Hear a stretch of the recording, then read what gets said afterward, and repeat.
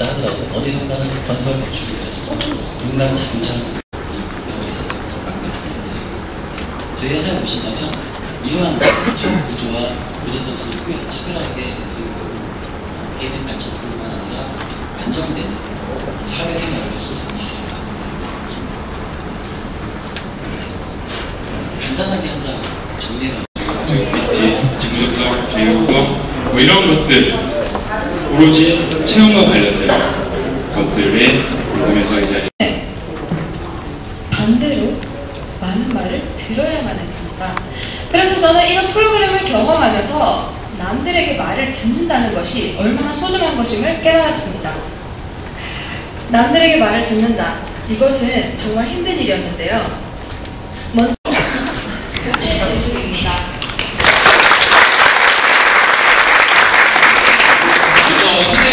현대차 그룹에서 여기 방 콘서트를 위해서 여기까지 찾아주신 현대자동차 그룹 분들께 박수 한번 주세요.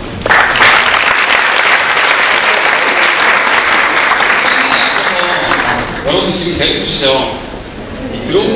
들어올 때 그 나눠드린 작성하라고 하는 질문서가 있을 거예요. 그거를 제출해 주시면 아까 말씀하신 도너스를 받으실 수 있을 거예요.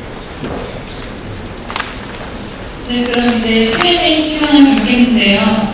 오늘 4개 회사가 동시에 저 콘서트를 열린 게 정말 좋은 기회라고 생각이 드는데 정말 많은 질문이 들어올 것 같습니다. 근데 질문하실 때 어떤 회사에 질문하실 것인지 회사 이름을 먼저 말씀해 주시고 질문해 주시면 감사하겠습니다. 자, 그럼 이제 Q&A 시간을 갖도록 하겠습니다. 질문하실 분은 손을 들어 주십시오. 안녕하십니까.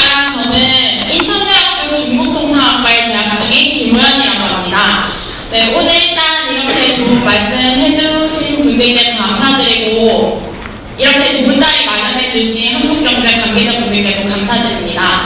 네, 저는 현대자동차 해외 영업 부문에 관심이 있어서 남정 선배님께 네, 질문을 드리고 싶습니다. 네, 오늘 이런 해외대 출신이나 네이티브 수준의 그런 사원들이 생각보다 많이 없다고 들어서 용기를 얻게 되었는데요. 근데 한편으로는 또 영어가 그렇게 뛰어나다거나 제2외국어에 그렇게 능통한 그런 사람이 이번에 그렇게 많이 채용되지 않았다고 해서 좀 놀랐습니다. 그렇다면 이제 자신만의 특별한 가치를 어필하는 것 외에 그런 해외 영어 분야에서 그런 채용에 선발되는 데 있어서 또 뭔가 중요한 요소가 있을 거라고 생각되는데 그거에 뭐라고 생각하시는지 한번 여쭤보고 싶습니다. 질문을 받고 말씀드렸을 때 저희가 영어가 네이티브가 많지는 않다, 그리고 해외 출신도 없다라고 말씀을 드렸는데 그러니까 그렇다고 해서 저희 해외 영어 부문 분들이 영어 못하시는 분들은 없어요. 사실 당연히 해외 대리점과 딜러들을 관리해야 되기 때문에 어느 정도 커뮤니케이션은 가능해야 되는 부분이고요. 하지만 여러분들이 생각하시는 것처럼 정말 미국에서 계약을 받았든지 아니면 거기서 신입권을 갖고 있다든지 이런 사람이 많지 않다는 것 뿐이지 정말 영어가 필요 없다는 건 아니었고요. 말씀해 주신 것처럼 해외 영어에서 언어가 특히 말고 주요 요소가 뭐냐는 말씀에는 저는 인재채용팀에서 저희를 뭘 뽑으셨는지 사실 저는 신입사원이라 잘 알지 못하지만 제가 저희 동기들 10명을 한번 봤을 때 느껴지는 게 있다면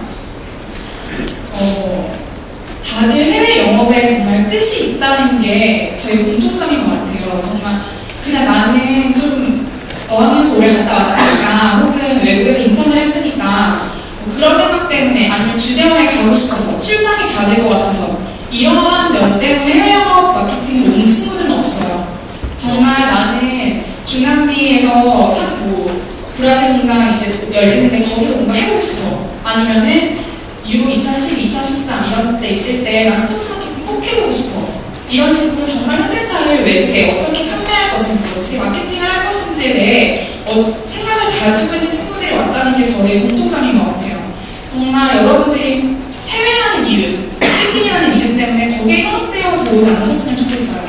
내가 현대차 해외랑 마케팅에서 어떤 식으로 나의 탤런트를 보여줄 것인가에 대한 생각을 했으면 좋겠고, 그런 것을 가진 사람들이 저희 이번 25개 뽑힌 것이 아닌가 그런 생각이 듭니다. 답변이 되셨나요? 네, 감사합니다. 감사합니다. 겁니다. 현대자동차에서 아까 자기 PR을 통해서 서류 합격하셨다고 하셨는데요. 사실 자기 PR이라고 하면 대학생들이 일반적으로 좀 튀어야 한다고 생각을 해서 노래나 뭐 춤이나 여러 가지를 준비하고자 생각을 할 것 같은데, 그래서 저희가 생각하는 창의적인 거랑 그 인사 담당자가 보는 좀 창의적인 거랑 차이가 있을 것 같은데, 자기 PR 경험과 그다음에 그것을 보셨을 때 어떤 것들이 좀 신뢰로 좋게 보였다는 것을 말씀해 주시면 감사하겠습니다. 네, 상당히 저희들이 고민을 많이 하는 부분인데요. 저희가 일단 기본적으로 자기 PR이나 자표를 올해 지금 사실 하반기에 굉장히 지금 많은 고민들을 하고 있습니다. 왜냐하면 저희가 자표를 하는 이유가 그걸 통해서 창의적인 인재를 선발한다는 게 저희가 아니에요. 네, 저희들이 사실 자표를 지금까지 쭉 이어오는 거는 좀 취업이라는 걸 하는 환경이 굉장히 잘못 조성되어 있는데 거기에 대해서 어떻게 저희가 좀 다른 메시지를 던지고 이 왜곡된 시장을 바로 잡을까라는 생각을 했었는데 지난 세 번째 작별을 끝나면서 여러 기관에서 문의가 왔었어요. 작별 그냥 어떤 식으로 했나. 그런데 이제 이게 또 하나의 어떤 선발의 과정이나 루트로 지금 잘못 좀 모인되는 게 일단 서서가 다 그런 건 아니고요. 꼭 튀어야 된다라고 생각하시는 분들이 사실 의외로 많이 떨어지시고 가장 뭐 기억에 남는 예를 들자면요. 굉장히 많이 준비를 해오세요. 저희도 깜짝 놀랐거든요. 근데 어떤 분이 오셔가지고 그냥 조용히 그 자리에서 일기장 보내시더라고요. 얼마나 일기장. 달리 내세울 건 없지만 하루도 안 빠지고 대학 생활하는 내내 일기 써왔습니다. 라고 했을 때 참 성실하고 진솔분들 보이는구나. 저런 분한테는 소위 말해서 저희가 이제 스텝을 물어보지 않아요. 얘기하는 것 자체를 좀 싫어하고 자기 하는 그 형식이 없기 때문에 저 친구가 학교를 어떻게 나왔던 영어 선수가 결정된 일단 기회를 주는 것이 참 좋은 취지인 것 같아요. 그래서 기회를 주고 친정 인사까지 했고요. 제가 개인적으로 가장 기억에 남는 친구는 너무 솔직한 면이 굉장히 마음에 들었던 친구입니다. 창의성하고는 거리가 있었어요. 들어올 때 녹색 비닐봉투를 목에다가 메고 들어주더라고요. 그래서 하시는 얘기가 집에 어렸을 때부터 너무너무 가난했었기 때문에 어머니가 야채 행사를 하시는데 추워서 겨울에 목도리 살 돈이 없어서 비닐봉투 보고 다니셨다. 그래서 꼭 제일 연봉 많이 주는 회사 들어가서 풀러가고 싶다. 남들이 하지 못하는 얘기도 취업 과정 중에서 저 돈 제일 많이 받고 싶으니까 이 회사 취업합니다. 그 얘기를 해주신 분한테도 좀 기회를 드렸고, 그러니까 꼭 창의성만이 아주 진리이자 답은 아닙니다. 기본적으로 현대차가 생각하는 선발관의 생각하는 창의성은 여러분들이 생각하시는 크리에이티비티가 절대 아니에요. 크리에이티비티를 생각하시면서 여러분들이 기반, 의외성, 약간 엄청난 좀 이제 거기서 좀 발전될 거라고 생각을 하면 저희가 생각하면 굉장히 몰입하고 집중하고 분석하고 그 단단한 기본기 속에서 나오는 어떻게 보면 창의성, 오리지널리티의 속도가 나왔습니다.